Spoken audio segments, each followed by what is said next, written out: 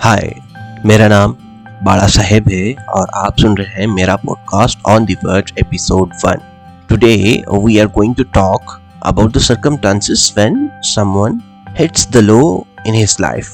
What one can do जब उसके पास कोई रास्ता ही ना बचा हो। What he is going to do, what he has to do and what should not. इन सारी चीजों के बारे में हम आज बात करें। जब कोई बहुत ज्यादा परेशान हो, जब कोई इतना परेशान हो कि उसके पास कोई रास्ता ही ना बचे, तो इंसान क्या करे। ऐसे में कोई पॉडकास्ट आके सुने कि मोटिवेशन यहाँ से मिल जाएगी, ये मुमकिन नहीं। कि उस हालात में जो ऐसे क्षण रहते हैं जहाँ पे आप कुछ करने का सोच भी नहीं सकते। ये भी नहीं हो सकता कि आप YouTube पे कोई वीडियो देखें और उस वहाँ से मोटिवेशन हासिल करें, अपने आप को मोटिवेटेड कर लें या फिर बूस्ट कर लें। क्या हो पाएगा उस समय? When you hit your low, very low in your life, जब कोई पूरी तरीके से टूटने के कगार पे हो, उस वक्त तो बस उसे एक ही इंसान बचा सकता है, वो है खुद। उसे खुद को मोटिवेट करना होगा, अपने आप को दिलासा देना होगा। ये बहुत ही जरूरी होता है। जब एक शख्स थका हारा वो अपने ऑफिस से घर आता है और उसे पता चलता है कि घर पे उसके माँ बाप शदीद बीमार, तो कहीं किसी का बच्चा बीमार है, कहीं पे किसी की बीवी बीमार है, या कहीं पे वो खुद बीमार। कहीं पता लगा कि वो जब ऑफिस से घर आ रहा है उससे पहले ही उसके कर्जदार वहां पे आ गए। तो इन नासाज हालतों में जहाँ पे बीमारी का इलाज करना भी मुश्किल है, तो ये चीज उसे लो लगा दी। That we called as very low in his life।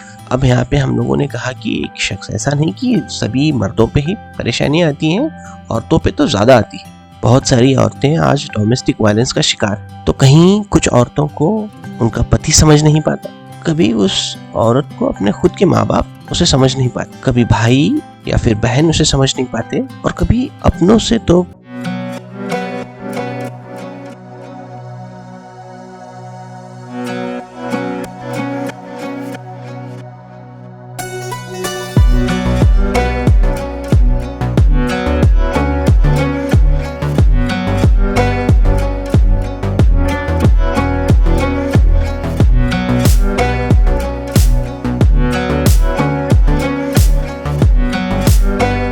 मिनटों का रह सकता है, चंद सेकंड्स का भी रह सकता है। जब आप महसूस करते हो कि मेरी सहनशीलता यानी सहन करने की ताकत खत्म हो चुकी है, अब बस इसके आगे कुछ नहीं, वो यही क्षण है, यही पल है जब you will be on the edge, या फिर उसे हम कहते हैं कि you are on the verge. ये ऐसा वक्त होता है जो आपको अपने सद्बुद्धि का उपयोग करते हुए वहां से निकलना पड़ेगा। यही समय है जब आप अपने आप को सेल्फ मोटिवेटेड करते हुए अपने आप को संवार लें, अपने आप को उभार लें। दोस्तों, अपने आप को संभालने के कुछ आसान तरीके हैं, लेकिन वो जो क्षण रहता है ना, वो जो पॉइंट रहता है, वो प्रैक्टिकली कुछ आपको अलग बिहेवियर करने पर मजबूर कर देता है।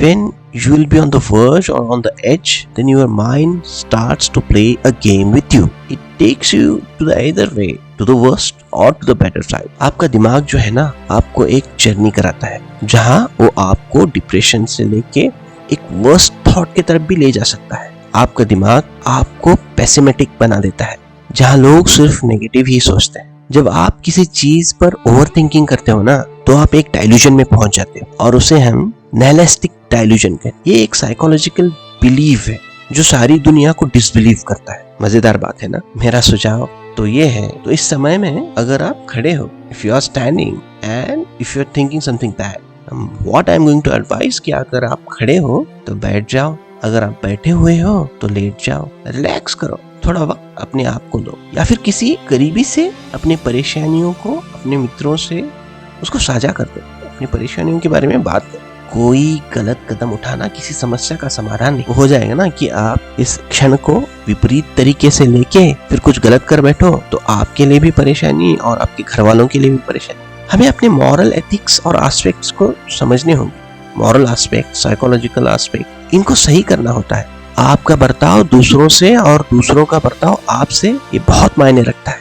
पॉजिटिव माइंडसेट बहुत अहमियत रखता है, और वो पॉजिटिव माइंडसेट आपके सहकर्मी या फिर आपका जो फ्रेंड सर्कल रहता है ना, इस पर डिपेंड करता है। तो हमेशा बड़े ये सजेस्ट करते हैं ना कि आपके बुजुर्ग हैं या फिर आपके पेरेंट्स हैं, माँ बाप हैं, वालिदैन, आपको वही सजेस्ट करते हैं कि you should be in the positive circle, positive friends, positive circles. इसमें आपको ये याद रखना है कि आपका जो सहकर्मी, जो आपका जो सर्कल है, ये पॉजिटिव रहना चाहिए। सही और पॉजिटिव लोगों के साथ अपना समय और वक्त बिताना चाहिए। जब कोई आपको समझ ना पाए या फिर आपकी कदर ना करे ना, तुम बगैर किसी उज्र या फिर बगैर किसी गिले शिकवे के चुपचाप उनसे दूरियां बना लो, ताकि उनकी नेगेटिविटी या फिर उनके नेगेटिव बिहेवियर से, उनके नेगेटिव आचारों से आप पे कोई असर ना हो।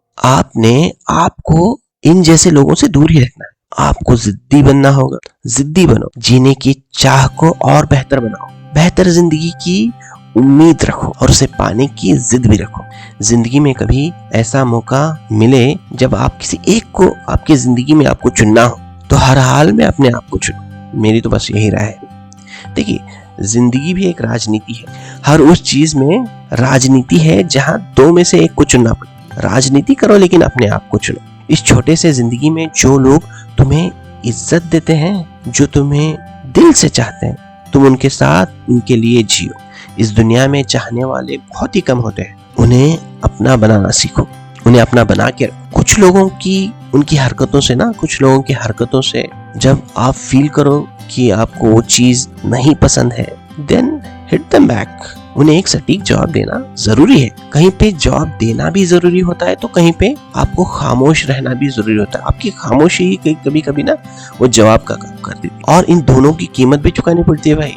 कभी कभी कीमत इन दोनों की भी चुकानी पड़ती है, बोलने की भी और चुप रहने की भी। आप अपने आप को इतना ताकतवर बनाओ कि तुम पर उठने वाले हर सवाल का जवाब तुम खुद बन जाओ। भाई, इस बदलते जमाने में ना रिश्ते भी बदलने लगे। अब रिश्ते कभी इंसानियत से नहीं होते, अब रिश्ते पैसों से होते हैं। इसीलिए ज्यादातर वक्त अपने आप को बेहतर बनाने में लगा। ऐसे नाते रिश्ते जो पैसों से बने हो या फिर पैसों पे डिपेंडेंट हो, उनसे आप हमेशा दूर। अपने जिंदगी को एक अवसर दो, एक मौका तो तुम्हें देना ही पड़ेगा। आपको अपने आप से खुश रहना सीखना हो, क्योंकि आपके अपने आपसे हमेशा रूठते ही रहेंगे। वैसे भी आजकल अपने ही अपनों को अपना नहीं समझते। दोस्तों, याद रखें कि सही डिसीजन यानी सही फैसला भी गलत हो जाता है अगर आप उसे सही समय पे नहीं लेते, अगर आप उसे देर से लेते। जो तुम्हें नजरअंदाज करते हैं, उन्हें उन्हीं के लहजे में जवाब देना सीख लो दोस्तों, ताकि उन्हें भी पता लगे कि दर्द कितना होता है किसी को नजरअंदाज कर। मैं आपको ये नहीं सिखा रहा हूँ कि जिंदगी कैसे जी जाए।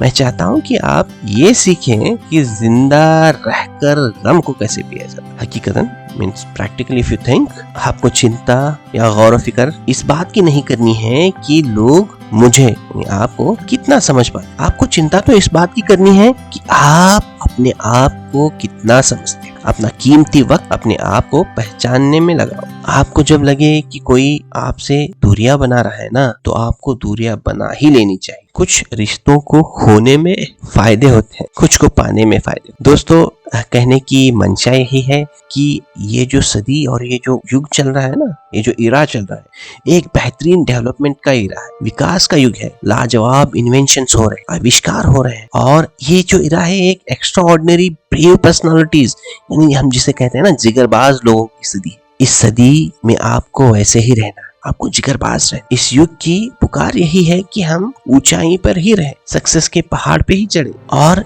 जिन सीढ़ियों को आप कामयाबी का पहाड़ चढ़ने के लिए यूज करने वाले हैं, वह यकीनन आपके ही पास है। आपको उस पर गौर फिक्र करना चाहिए कि कैसे कामयाबी हासिल करें। कामयाबी हासिल करना ये सिर्फ आपके पास, वो सीढ़ी आपके पास है, कामयाबी की सीढ़ी आपके पास है। मेरी दुआ बस यही कि खुदा उन लोगों से हमें महफूज रखे जो दिल में दिमाग रखते हैं। मेरी यही दिली तमन्ना है कि आप सभी खुश रहें और सेहतमंद। तो भाइयों, हमने इस एपिसोड में देखा ना कि परेशानियां तो आती है, कभी उन परेशानियों को अपने ऊपर हावी मत होने देना। अपने आप को, अपने आत्मविश्वास को बनाए रखिए दोस्तों। So please remember this, worrying doesn't reduce yesterday's sorrow, but it empties today's strength.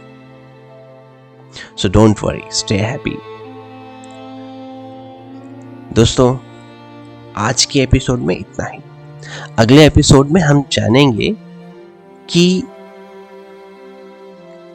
कैसे लोग अपने कठिन हालात में भी कुछ ऐसा कर जाते हैं कि जिन्हें आज हम आदर्श मानते हैं। कुछ ऐसा कर जाते हैं जो वो एक दुनिया के आदर्श बन जाते हैं, एक इंस्पिरेशन बन जाते हैं।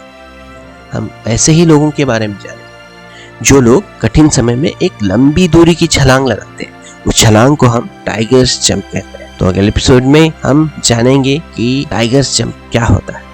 So be with me on the verge with Bala Saheb Jamata. Thank you for the listening.